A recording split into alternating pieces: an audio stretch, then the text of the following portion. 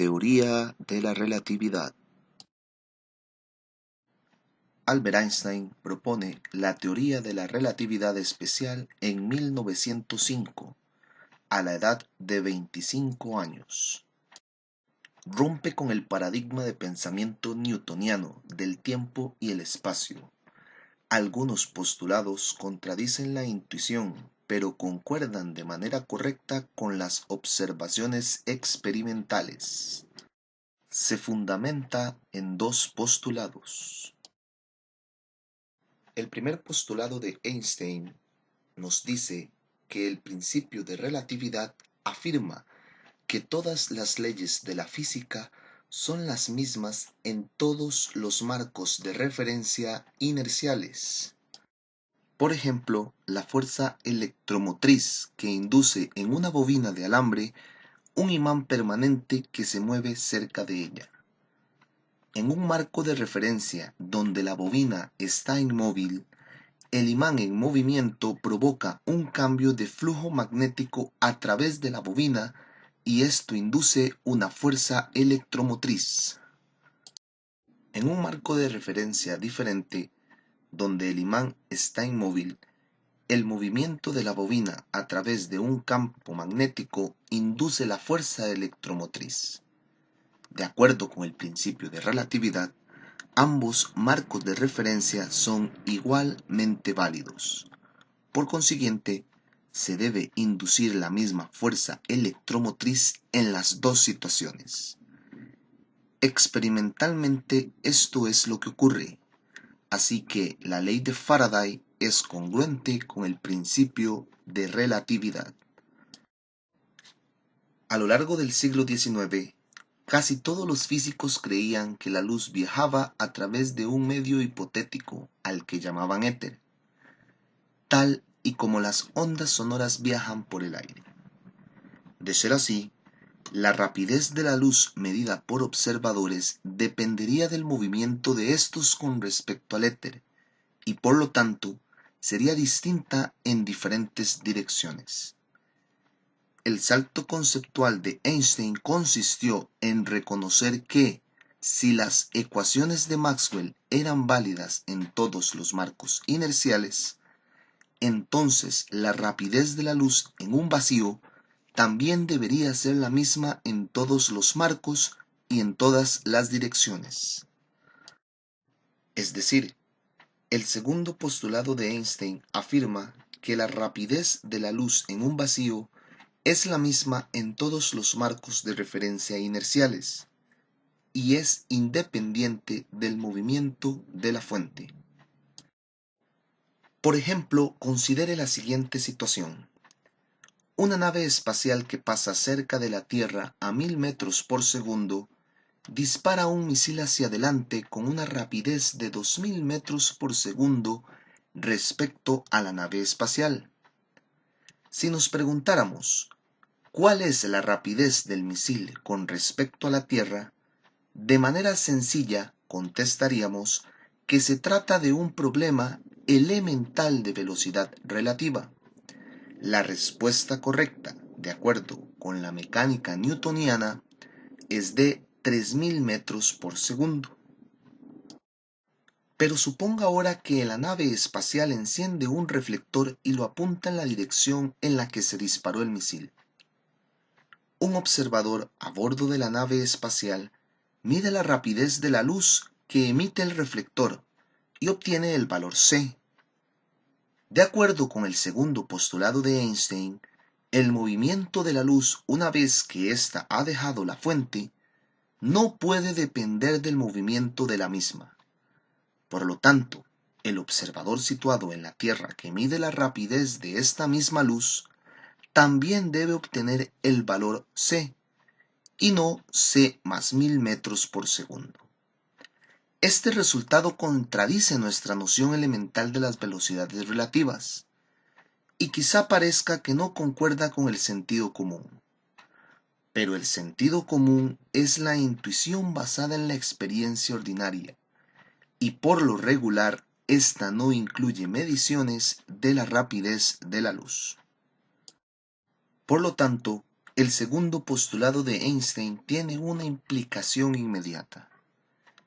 Es imposible que un observador inercial viaje a c, la rapidez de la luz en el vacío. La medición de tiempos y sus intervalos implica el concepto de simultaneidad. En un marco de referencia dado, un suceso es un acontecimiento con una posición y un tiempo definidos.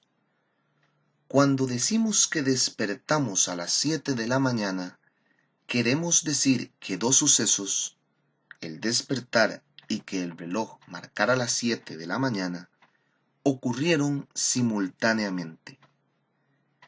El problema fundamental de la medición de intervalos es este.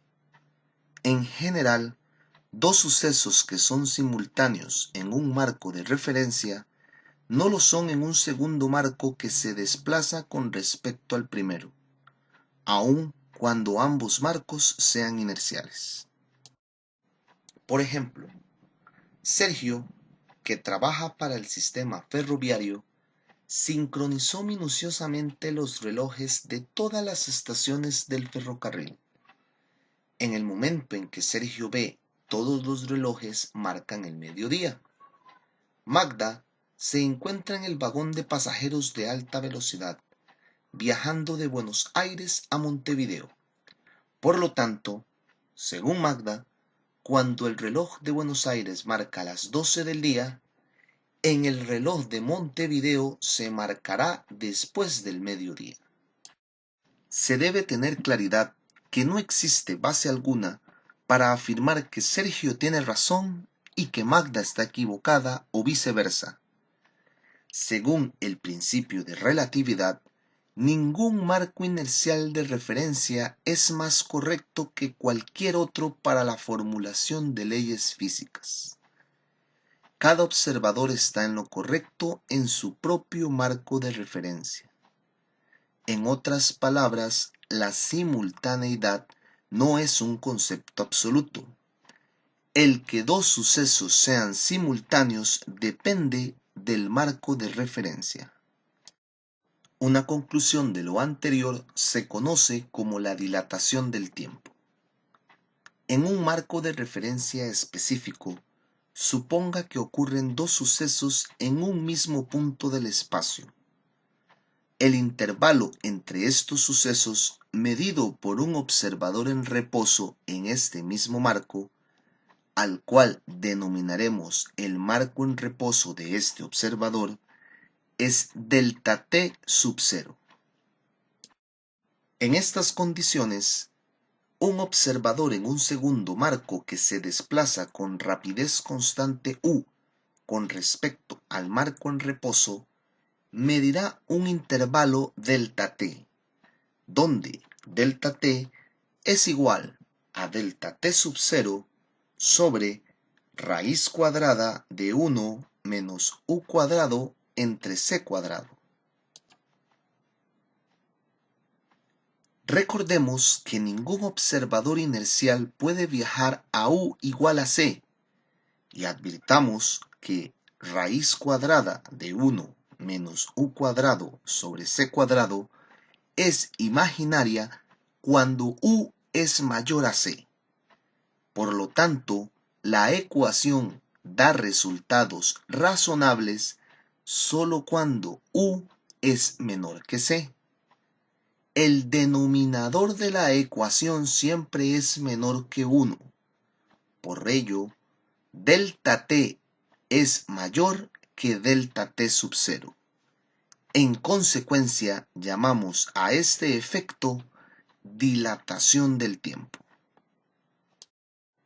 Por ejemplo, piense en un reloj de péndulo antiguo, en el que transcurre un segundo entre cada tic, medido por Magda en el marco del reposo del reloj, esto es, delta t sub 0. Si el marco en reposo del reloj se desplaza con respecto a Sergio, este mide un tiempo delta t, de más de un segundo entre cada tic. En pocas palabras, los observadores perciben que cualquier reloj marca más despacio si se desplaza con respecto a ellos. Advierta que esta conclusión es un resultado directo del hecho de que la rapidez de la luz en el vacío es la misma en ambos marcos de referencia. Un caso muy particular de este fenómeno se denomina la paradoja de los gemelos. Considere dos astronautas gemelas idénticas, llamadas Elena y Astrid. Elena permanece en la Tierra, mientras su gemela Astrid emprende un viaje a gran velocidad a través de la galaxia. Debido a la dilatación del tiempo, Elena observa que el latido cardíaco y todos los demás procesos vitales de Astrid se llevan a cabo con más lentitud que los suyos. Es así que para Elena, Astrid envejece más despacio. Cuando Astrid regresa a la Tierra, es más joven, es decir, ha envejecido menos que Elena. Por ejemplo, Samuel, que se encuentra en el suelo, pone en marcha su cronómetro en el instante en que María pasa volando en su nave espacial por donde él se encuentra, con una rapidez de 0.600 c. En el mismo instante, María pone en marcha su cronómetro. De acuerdo con el principio de la relatividad, y medido desde el marco de referencia de Samuel, ¿cuál es la lectura del cronómetro de María en el instante en que el cronómetro de Samuel indica 10 segundos?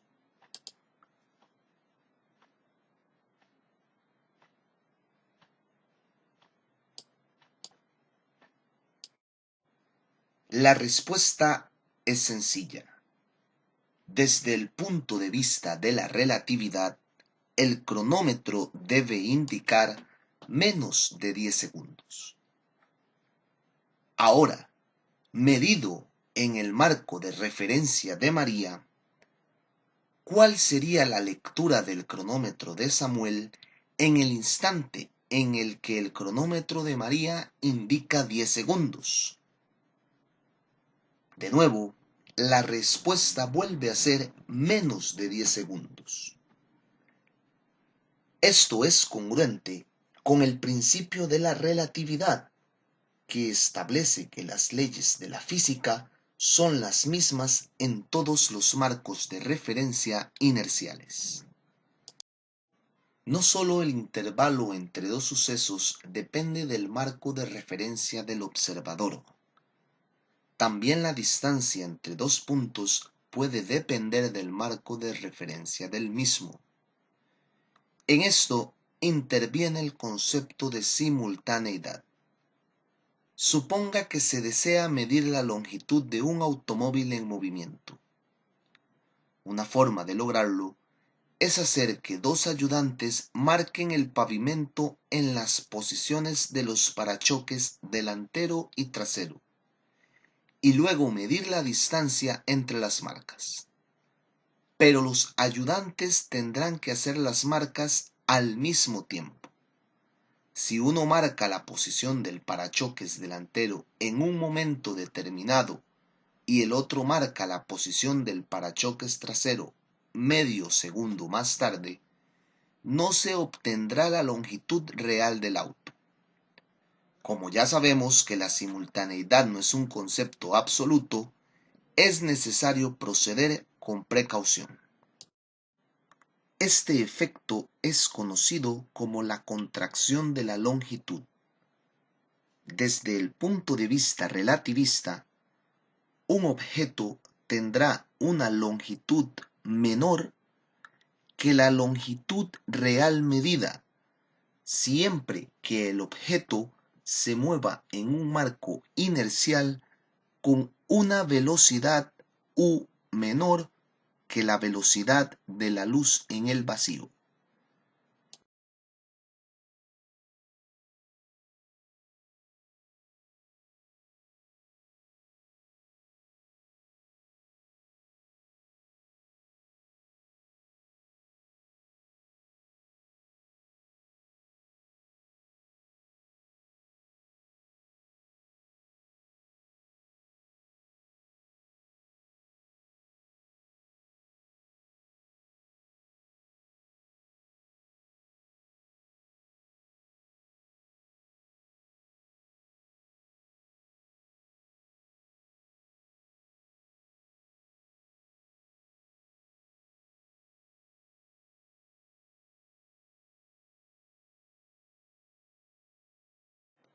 Por ejemplo, una nave espacial pasa volando cerca de la Tierra con una rapidez de 0.990 c.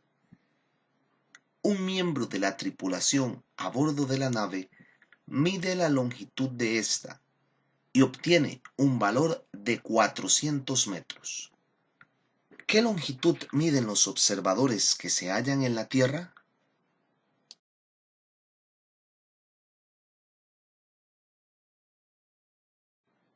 Como se puede observar, al aplicar la ecuación, nos queda que la longitud medida desde los observadores en la Tierra es de 56.4 metros.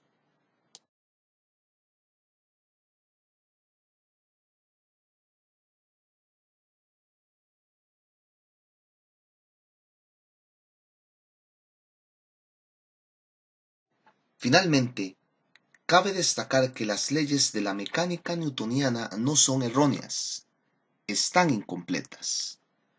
Son un caso límite de la mecánica relativista. Son aproximadamente correctas cuando la rapidez es pequeña en comparación con c, y se consideran exactamente correctas en el límite cuando toda rapidez tiende a cero. Así, vemos que la relatividad no destruye totalmente las leyes de la mecánica newtoniana, sino que las generaliza. Las leyes de Newton descansan sobre una base muy sólida de pruebas experimentales, y sería muy extraño que se propusiera una nueva teoría que fuera incongruente con estas pruebas. Es un fenómeno que se repite comúnmente en el desarrollo de la teoría física. Siempre que una teoría nueva entra en conflicto parcial o totalmente con una teoría establecida con anterioridad, la nueva teoría debe hacer las mismas predicciones que la antigua en los campos donde la teoría antigua está respaldada por pruebas experimentales. Toda teoría física nueva debe pasar con éxito esta prueba, conocido como el principio de correspondencia.